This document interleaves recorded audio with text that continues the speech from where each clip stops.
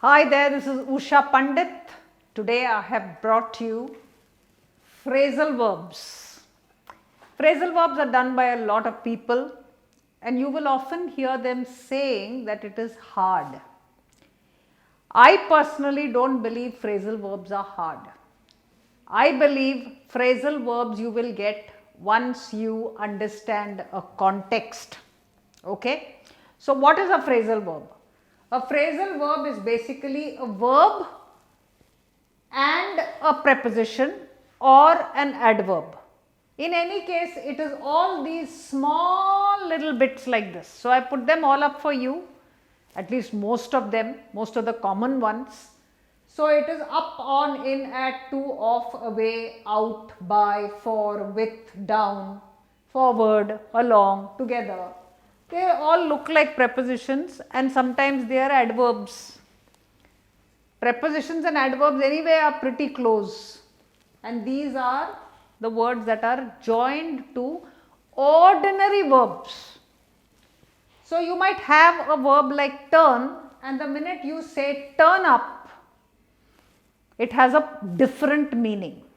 So turn up can have a literal meaning. That means a meaning that literally means turn up. So if I say turn up my sheet, it means literally take the sheet and turn it up like that. Or it can have an idiomatic meaning. Idiomatic means you take turn and you take up, and the word that comes from it, the meaning that comes from the word turn up, has got nothing to do with either turn or up. Look at that complication. So the meaning is completely different, which means it is idiomatic. An idiomatic meaning is one which is not equal to the words that are making it up. So when you say he turned up at my door, what you mean is that he was present.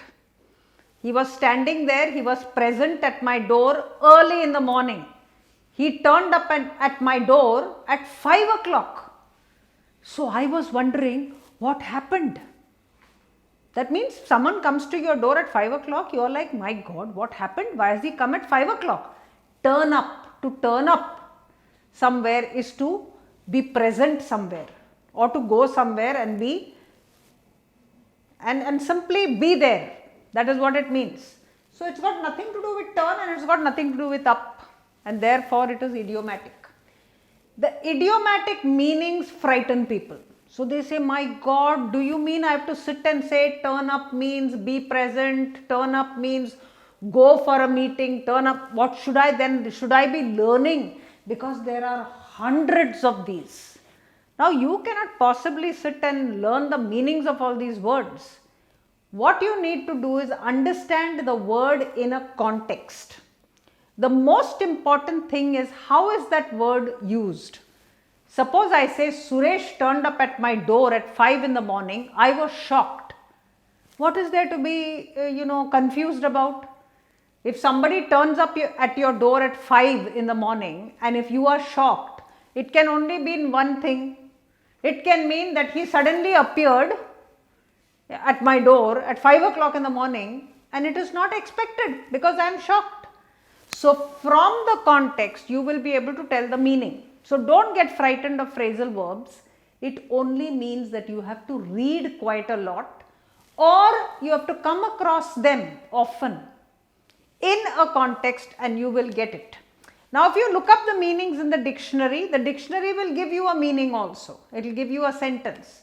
Or you go to your computer and you say turn up and it will give you the meaning there, make an appearance or be present, and then it will give you a short sentence that says he turned up at her door, he did not turn up at the meeting, why didn't you turn up yesterday?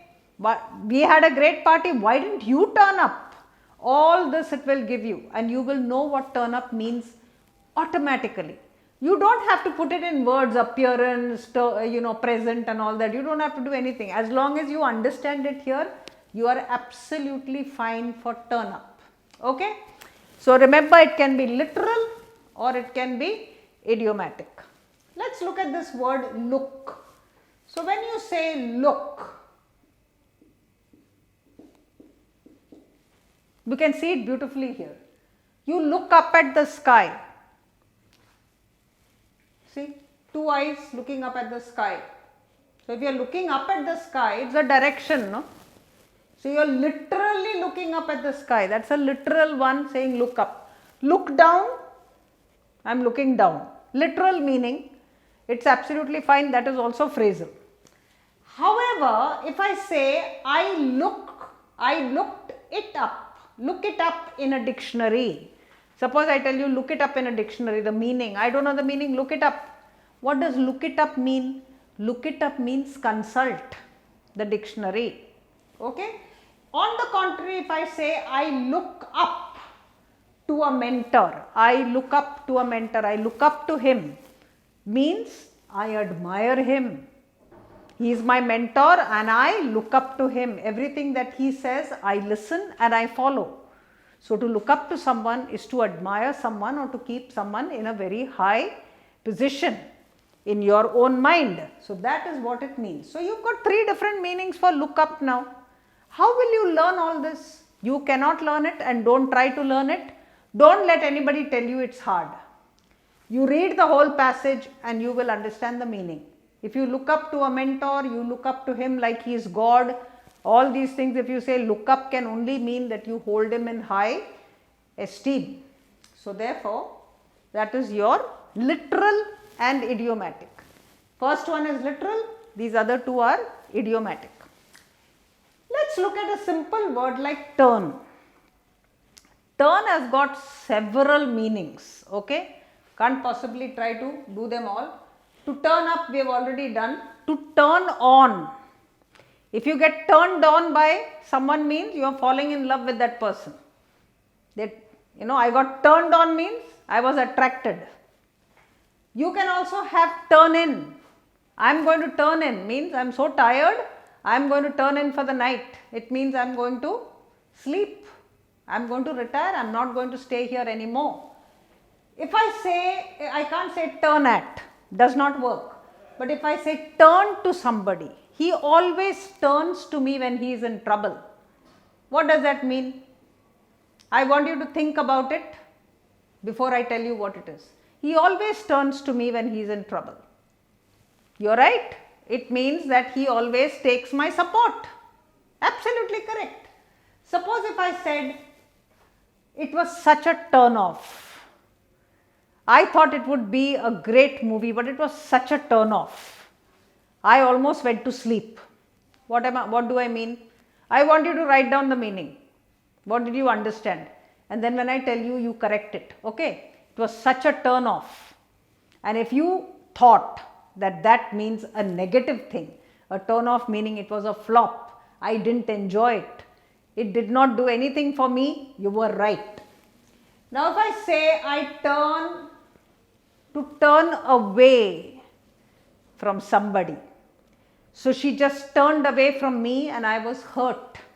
I can say this, could mean she literally turned away, or turn away someone. If I say I turned away the beggar because I thought there was something wrong with him, I turned away the beggar, I did not give him anything, I turned him away. What does it mean?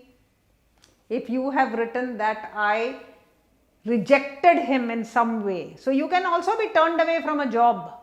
If you reject somebody in some way, that is turning away, and it's the idiomatic meaning. I turned away the man. Turn out. He turned out to be a thief. I thought he was a beggar, but he turned out to be a thief, because the minute I went in to get some money, he tried to steal my wallet, or he tried to steal my watch that was lying on the table. So now to turn out means it was discovered that is what it means. But if I tell you he turned out to be a thief, you will understand what I am saying, because there is a context. There is no need to mug it up at all. Okay? Now, if I say I turned down, they told me to act in a movie. but I turned down the offer. I was not interested. I turned it down. What does that mean? It means I rejected it, turned it down. I did not take it. Simple. So it's not as hard as you think. The other things will not work with turn. So some of them will work with turn, others will not. And the minute you read it and you start using the language, you will start understanding your phrasal verbs very well. Okay, they are pretty easy to pick up. All you need to do is to read a lot. Now if you look at my book Empowering English, this is for grade 4. I have books from grade 1 to grade 8. And you know what I have done? At the end of every chapter, I have given students phrasal verbs. So I give them any kind of thing like that. I say back, and then I give them a whole bunch of phrasal verbs, and I say each one, just one, take one home, find out the meaning, write it down, get an example, come back to class and share it. So each child is just doing one phrasal verb, but he is bringing back a sentence for the class. And I believe in all your school, if you do something like this, your phrasal verbs will become easy. Let's look at some more. And as I told you before, I want you to think about it when I say, before I give you the meaning, you must think about it, okay? Because I am going to give you a sentence. And if you can do the sentences that I am talking about here, trust me, if you read them also, you will understand. So your fear of phrasal verbs will go away. Okay, let's take this verb back. So you can say back out. He backed out of the deal, and therefore my father lost a lot of money because suddenly the partners backed out of the deal. They just backed out. Did you say that they did not honor the deal? Did you say that they did not decide to go ahead with your father? Then you're right, because they backed out of the deal. Back off. I told him, now you can back off a car, which is literally backing off, right? Or you can say back off. When you tell somebody back off, suppose someone is standing there and arguing with you, and you say, hey, look, back off. What are you saying? Back off. Please, I've had enough. Now back off. What do you mean when you say that? You mean stop. To back off also means please stop. Enough is enough. I'm tired. Now you back off. I don't want to hear any more arguments. To back off. Okay? And then you can have back up. Backup is easy. You take a lot of backups, don't you? Don't you take backups on your computer? Suppose you say, I'm going to back you up. What do you mean then? You're not a computer. You say, I'm going to back you up. Go ahead. So your grandfather says, don't worry, beta. Go ahead and start the business. I'm going to back you up. What does it mean? It means he's going to support you. It means he's going to finance you. So you're right if you thought that. Now let's take break. To break in. Who breaks in? A thief will break into the house. So he'll break your lock. He broke into our house. We opened the door and everything was in a mess. The thief had broken into our house. So to break in means to forcibly enter and rob you. That's what it means. To break down. When she heard the news about her mother's accident, Ratna broke down and cried uncontrollably. So to break down means, does it mean Ratna just broke, all her limbs fell apart? No, that would be literal. To break down therefore means to lose control of one's emotions. So you break down, you cry. Okay, so when you break down, you cry. So she broke down and cried. So that's how you use it, to break down. To break up, that everybody knows. Constantly breaking up with your boyfriends and girlfriends. See, in our time we used to get married. We never had any time to break up with anyone. But nowadays, everyone is breaking up with everybody else. The radio is saying, what should you do when you break up? How should you break up? Articles are being written on it. So breaking up is a big deal. So everybody knows breakup. I don't think I even have to explain. and it automatically means that you are no longer together. To break off from a crowd, to break off from bad company. So you can break off from something that is together, you can break off from that crowd, and you can decide to turn over a new leaf. Now that's a proper idiom, okay? If you decide to break off from bad company and turn over a new leaf means you broke off from those guys because they were smoking and drinking and doing drugs, and you decided to turn over a new leaf means decided to be a good guy. Not going to get into bad habits, serious work, serious exercise, take up a job, turn over a new leaf. Great. But that's a proper idiomatic expression. It's not a phrasal verb. Phrasal verb is just a verb. Okay, let's look at call. To call in. Let's go and call in on Mahesh uncle. I believe he has been sick for a long time. Let's call in. What do you mean by call in? Does it mean you go there to his house and say, Mahesh uncle? Is that what you're calling in? No. To call in on his house means you're paying him a visit. And if you thought that, you're right. To call off, like break up, you can call off an engagement. You can't call off your boyfriend, you can call off an engagement, or you can call off a deal.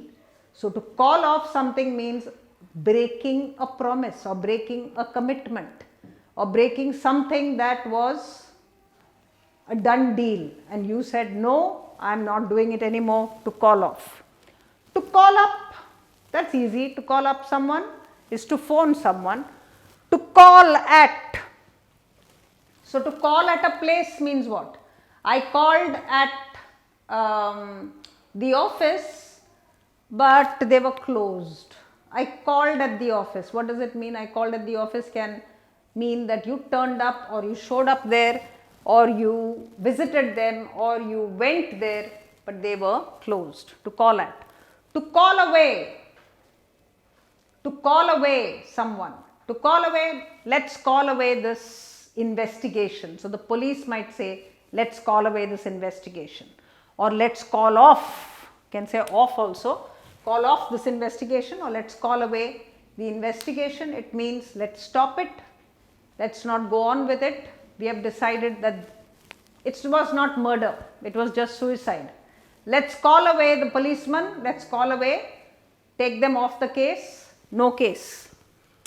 Let's look at to come up against. So now I have shown you the single ones. I am showing you now where you get two of them. So one might be a preposition and one might be an adverb. Doesn't matter. Lots of combinations, but don't get into the grammar. The minute you start getting into the grammar and saying what is this, your meaning will go for a toss. So first learn the language.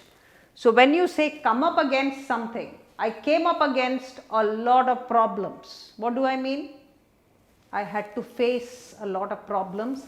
I had to be strong and I had to be there for my whole family because I came up against a lot of problems, emerged from nowhere. That is what it means. Come forward to. Nobody comes forward to help someone in many places because people have become cold-hearted. What do I mean by come forward? Nobody comes forward to help anyone. I mean that nobody helps anyone. Nobody takes the initiative. Now you will notice that when I try to explain this come forward and all to you, the words that I use to tell you the meaning, they are big words. Take initiative. See, big word. So it's very hard to explain phrasal verbs in simple language. On the contrary, phrasal verbs are quite simple. The words are very simple.